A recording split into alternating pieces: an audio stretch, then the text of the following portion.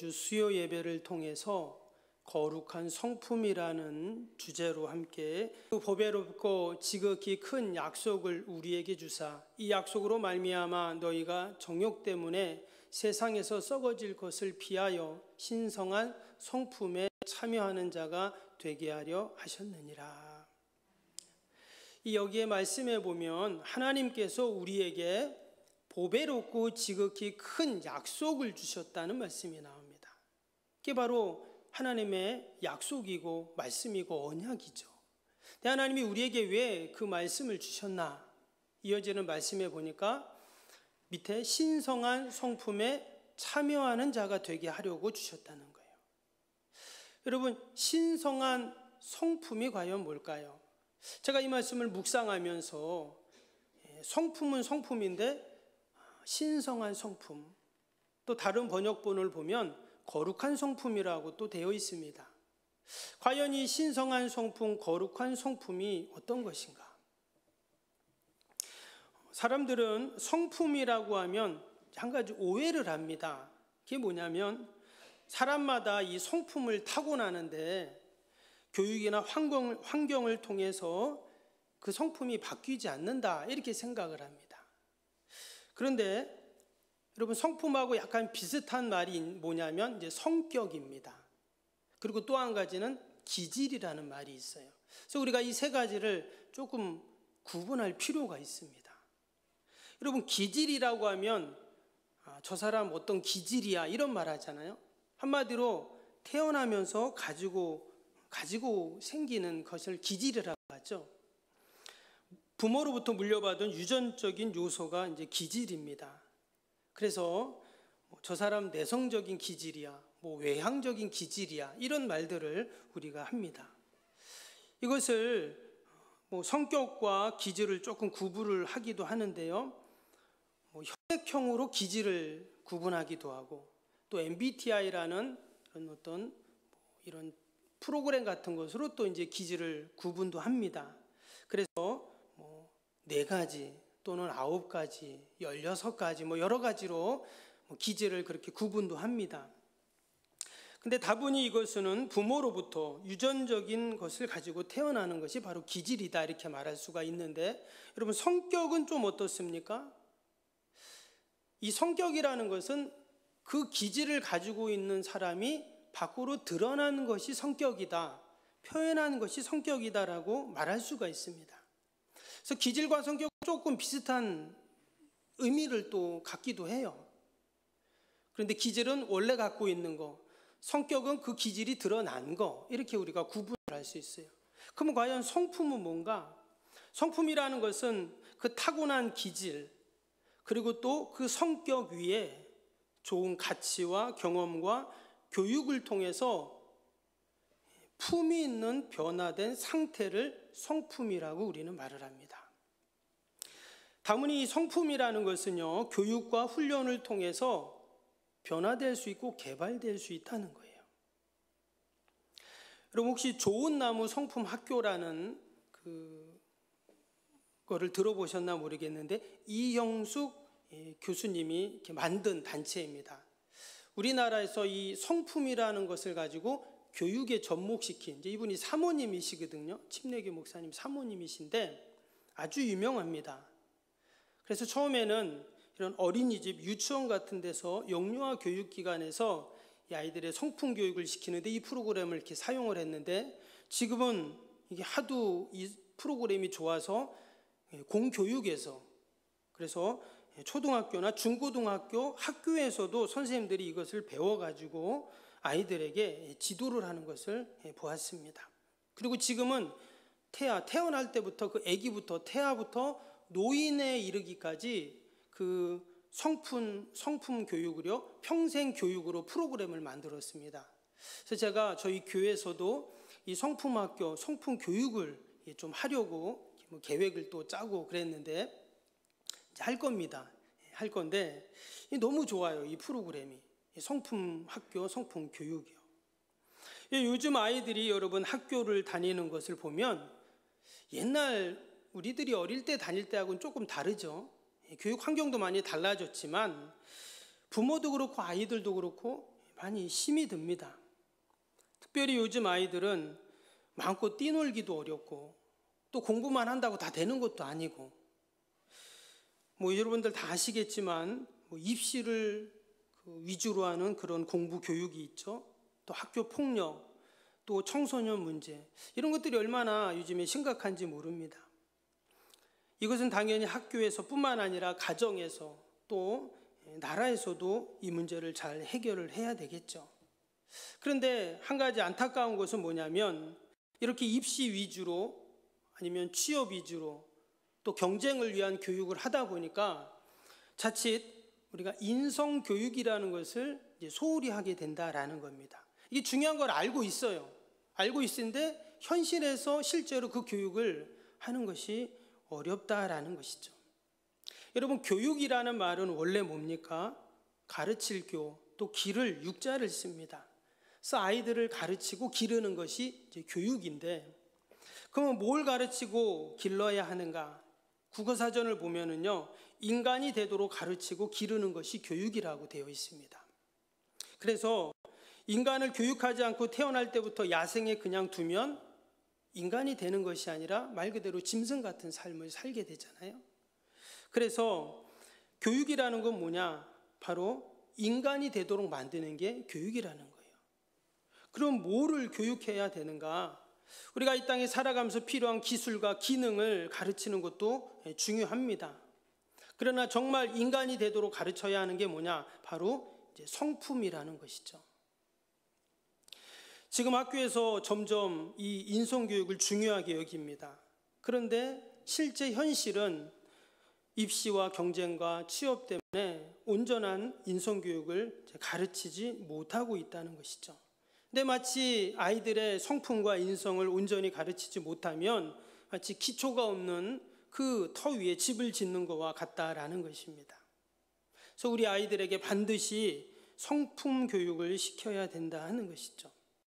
근데 아이들만 성품 교육을 시키면 되냐? 여러분, 그렇지 않습니다. 먼저 우리 어른들이 그 성품 교육을 해야 된다는 거예요.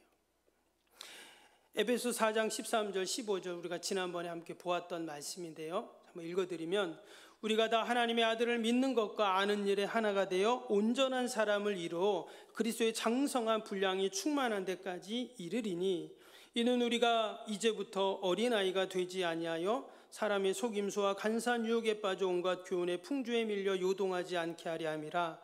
오직 사랑 안에서 참된 것을 하여 범사에 그에게까지 자랄지라. 그는 머리니 곧 그리스도라. 여기에 보면 그리스도의 장성한 분량이 충만한 데까지 이르러야 된다라고 말씀했죠. 또 범사에 그에게까지 자랄지라, 이렇게 말씀을 하셨습니다. 근데 이것은 키가 자라고 겉모습이 자라는 것을 말하는 것이 아니죠. 바로 그 속사람, 바로 그 성품, 그리스도의 성품을 닮아가고 자라가야 된다는 그러한 말씀입니다. 그래서 이 베드로후서 1장 4절에 나왔던 바로 그 신성한 성품이라는 것이 뭔가? 바로 거룩한 성품, 그리스도의 성품, 바로 주님의 성품을 닮아가고 또 참여하는 것, 이것이 바로 하나님 우리에게 말씀을 주시고 또 우리 하나님의 자녀들의, 백성들의 여러분 모습인 줄로 믿습니다. 그래서 매주 수요 예배를 통해서 과연 거룩한 성품, 그 신성한 성품, 예수님의 성품이 어떤 것인가를 우리가 하나하나 같이 살펴보려고 합니다. 오늘 첫 번째 시간으로요, 신뢰라는 성품에 대해서 함께 살펴보겠습니다. 우리가 신뢰라는 것을 신앙적으로 말하면 믿음이라고 말할 수도 있습니다. 근데 우리가 여러분 신뢰한다라는 말을 할 때 이 세상에서는 그런 말을 많이 하죠. 저 사람 참 신뢰가 돼, 이런 말을 많이 합니다. 근데 이 신뢰와 믿음이라는 것이요, 하나의 성품입니다. 모든 성품의 기초가 되는 성품이 바로 이 신뢰와 믿음이라는 성품이에요. 예를 들어서 우리 누군가와 관계성을 가질 때 내가 저 사람을 신뢰하지 못한다면 어떻습니까? 온전한 관계를 가질 수가 없죠. 그 위에 무엇을 올려놓아도 다 무너지게 되어 있습니다. 그래서 성경에서도 이 신뢰라는 성품, 이 믿음이라는 덕목을 아주 중요하게 생각합니다. 우리가 잘 아는 요한복음 1장 12절 말씀을 보면 영접하는 자, 곧 그 이름을 믿는 자들에게는 하나님의 자녀가 되는 권세를 주셨다 했습니다. 하나님의 자녀가 되는 권세를 어떻게 받냐면 바로 하나님을 믿는 자, 바로 이 신뢰와 믿음의 성품을 가진 자에게 하나님이 주신다는 거예요. 때문에 이 신뢰라는 성품이 얼마나 귀한가 하는 것을 알게 되죠. 여러분, 세상에서도 신뢰와 믿음을 중요하게 생각합니다. 명심보감에 보면 이런 말이 나와요. 의심스러운 사람은 쓰지 말고 사람을 썼거든 의심하지 말라. 말 그대로 사람을 신뢰하라, 이런 말이에요. 피터 드러거라는 유명한 경영학의 아버지가 있는데 이 사람이 이런 말을 합니다.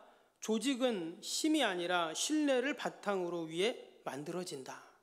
맞는 말이죠. 충분히 우리가 공감이 가는 말입니다. 간디는 이런 말을 했어요. 무언가를 믿으면서 실천하지 않는 것은 정직하지 못한 것이다. 이 신뢰에 대한 얘기를 한 거죠. 성공하는 사람들의 7가지 습관이라는 책을 썼던 그 스티븐 코비는 함께 있는 사람들을 붙잡아 두고 싶으면 그 자리에 없는 사람에게 신의를 지켜라. 여러분, 하나같이 이 세상에서도 이 신뢰, 신의, 믿음이라는 것을 다 중요하게 생각한다는 거예요. 신뢰를 하냐 안 하냐에 따라서 성공과 실패가 결정이 된다 하는 것입니다. 여러분, 얼마 전에 뉴스에서 어느 순대 공장에서 아주 비위생적으로 순대를 가공하는 그러한 장면이 기사에 나왔습니다. 혹시 보셨나 모르겠는데, 여러분, 그 뉴스를 본 사람들이 여러분 순대를 먹을까요, 안 먹을까요? 그 회사 것뿐만 아니라 다른 회사 순대도 당분간은 좀 뭔가 꺼림직할 거예요. 왜? 신뢰를 할 수 없거든요. 이처럼 세상 사람들도 신뢰, 신의, 믿음이라는 것을 이처럼 중요하게 생각한다는 것이죠. 근데 성경을 보면 하나님도 이 신뢰라는 성품을 너무나 중요하게 생각을 하십니다.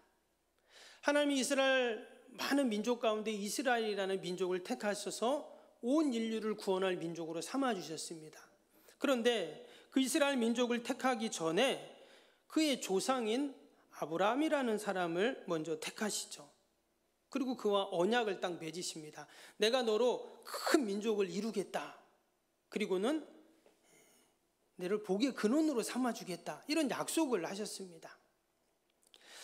그리고는 그를 통해서 하나님의 놀라운 구원의 역사들을 이루어 가십니다. 궁극적으로는 그의 후손을 통해서 인류를 구원할 메시아 예수 그리스도를 오게 하겠다는 그런 약속을 하신 것이죠.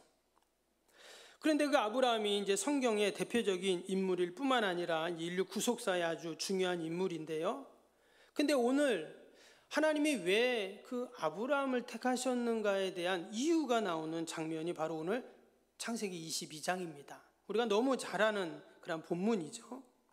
아브라함이 그의 아들 이삭을 모리아산에 가서 번제로 바치는 그 장면이 오늘 읽었던 창세기 22장의 내용입니다.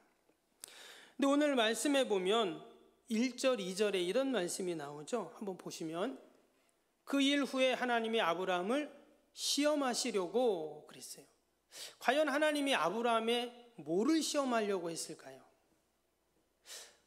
뒤에 나오는 말씀을 보면 결국 하나님은 아브라함이 하나님을 신뢰하는가 신뢰하지 않는가를 시험하시기 위한 시험이었습니다. 그래서 1절 다시 보시면 그 일 후에 하나님이 아브라함을 시험하시려고 그를 부르시되 아브라함아 하시니 그가 이르되 내가 여기 있나이다. 여호와께서 이르시되 내 아들 내 사랑하는 독자 이삭을 데리고 모리아 땅으로 가서 내가 내게 일러준 한 산 거기서 그를 번제로 드리라. 하나님께서 아브라함에게 100세 얻은 아들을 번제로 드려라 이런 말씀을 하고 있습니다. 당시에는 아직 이 제사 제도가 완전히 정착되지 않았기 때문에 레위기에 나오는 그 번제와는 조금 다를 수 있지만 하나님께 드린다는 것은 바친다는 것은 같겠죠. 그래서 그 아들을 마치 희생제물처럼 태워서 하나님께 드리라는 거예요. 그렇게 하나님이 지금 명령을 하셨습니다. 여러분, 상식적으로는 이게 납득이 안 되는 그런 일이죠. 사람을 희생제물을 짐승을 바치는 것은 이해되지만 사람으로 희생제물을 드려라, 이해가 안 됩니다. 사실 이러한 걸 소위 인신제사라고 하죠. 이것은 당시에 이방인들이 우상 숭배하는 자들이 하는 그러한 행위였어요. 여러분, 어떻게 사랑하는 자식을 그렇게 드릴 수가 있습니까? 너무나 끔찍하죠, 생각만 해도. 근데 하나님께서 지금 아브라함에게 이렇게 너무나도 어려운 그런 시험, 문제를 지금 그에게 주셨다는 겁니다. 아브라함에게 다른 아들들도 있었죠. 이스마엘도 있었고 또 후초인 그두라를 통해 낳은 아들들도 있었습니다. 근데 하나님께서 내 사랑하는 독자 이삭을 드려라, 이렇게 지금 말씀을 하고 있습니다. 결론, 하나님께서 아브라함이 하나님을 얼마나 신뢰하는가, 신뢰하지 않은가를 확인하고 싶으셨던 것이죠. 사실 이미 아브라함은 자신의 고향과 친척과 아버지의 집을 떠나는 그런 대단한 하나님을 향한 신뢰의 일들이 있었어요. 일평생 살아온 자신에게 익숙한 그곳을 하나님 말씀을 듣고 하나님을 신뢰해서 떠났습니다. 대단한 일이죠.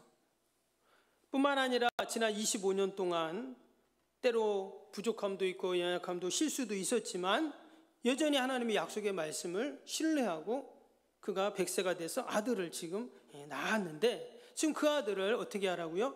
번제로 드려라. 너무나 강력한 그런 시험을 하나님이 내셨던 것입니다. 근데 말씀드린 것처럼 얼마나 그가 하나님을 신뢰하는가를 하나님은 확인하고 싶으셨던 것이죠. 그래서 가장 소중한 것을 드려라, 이렇게 지금 말씀을 한 것입니다. 그런데 아브라함이 하나님이 내신 그 문제를 어떻게 해결합니까? 3절 4절을 보겠습니다. 아브라함이 아침에 일찍 일어나 나귀의 안장을 지우고 두 종과 그의 아들 이삭을 데리고 번제에 쓸 나무를 쪼개어 가지고 떠나 하나님이 자기에게 일러주신 곳으로 가더니 제3일에 아브라함이 눈을 들어 그곳을 멀리 바라본지라. 말 그대로 하나님 말씀이 떨어지고 그가 아침 일찍 일어나서 그 아들을 데리고 하나님이 지시한 땅으로 가게 됩니다. 그가 지금 있는 곳은 부엘세바라는 곳입니다. 그리고 하나님이 번제도 드리라는 곳은 그곳으로부터 대략 7, 80km 정도 떨어진, 그래서 지금 3일 길을 지금 가게 되는 것이죠. 상당히 먼 거리였습니다. 근데 우리가 아는 것처럼 이 모리아산은 어디입니까? 역대하 3장 1절에 보면 이 산이 바로 솔로몬 성전이 지어지는, 예루살렘 성전이 지어지는 곳입니다. 그리고 신약에 오면 이곳이 바로 예수님께서 우리의 죄악을 친히 담당하시고 산제물이 되셔서 십자가에 못 박힌 바로 그 골고다, 그 갈보리 산이 바로 이 모리아 산입니다.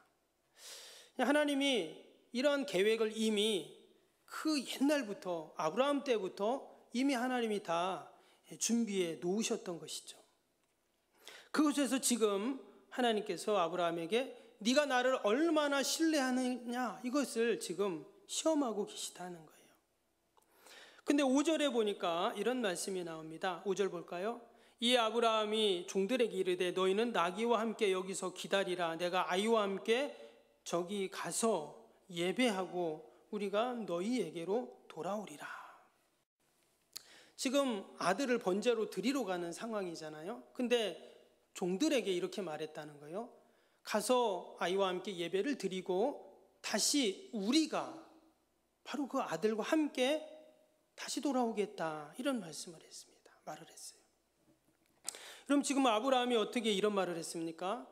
하나님 말씀에 순종해서 지금 아들을 번제로 희생 제물로 드려야 되는데 죽으면 끝나는데 다시금 우리가 바로 그 죽은 아들과 함께 다시 돌아오겠다, 이런 말을 했어요. 그럼 어떻게 아브라함이 이런 말을 할 수 있을까요? 이것이 바로 아브라함이 얼마나 하나님을 신뢰하는가를 알 수 있습니다. 단순히 그는 하나님의 명령에 순종하는 신뢰뿐만이 아니라 그는 이 아들을 희생제물로 드려서 죽으면 끝나는 것이 아니라 하나님이 반드시 그 죽은 아들을 다시 살리실 것이라는, 신약으로 얘기하면 부활의 신앙이죠. 아브라함은 이러한 신뢰로 하나님 앞에 나아갔다는 거예요. 여러분, 믿음의 조상이 될 만한 그러한 사람이죠. 이처럼 아브라함은 하나님을 신뢰했어요. 그래서 이것이 바로 아브라함이 하나님에 대한 신뢰의 정점입니다. 그는 하나님 앞에 이처럼 전적 신뢰로 나아갔습니다. 정확히 아브라함의 나이가 몇인지는 나오지 않지만 이미 100세를 훨씬 넘었죠. 그 아들이 지금 아버지하고 함께 갈 정도니까 아마 그 번제했을 나무를 이삭이 가지고 갔을 것입니다. 그래서 학자들은 대략 한 17세에서 20대 초반의 청년이었을 것이다, 이렇게 추측을 합니다. 지금 아브라함은 100세가 훨씬 넘은 할아버지예요. 여러분, 지금 아브라함이 하나님을 전적 신뢰한 것도 있지만 또 한 가지는 뭡니까? 그 아들 이삭이 아버지를 또한 전적으로 신뢰했다는 것을 알 수 있어요. 그래서 이 창세기 22장에서의 이 사건은 아브라함과 이삭, 또 이삭과 아브라함, 또 아브라함과 하나님에 대한 그러한 신뢰의 사건이었다라는 것입니다.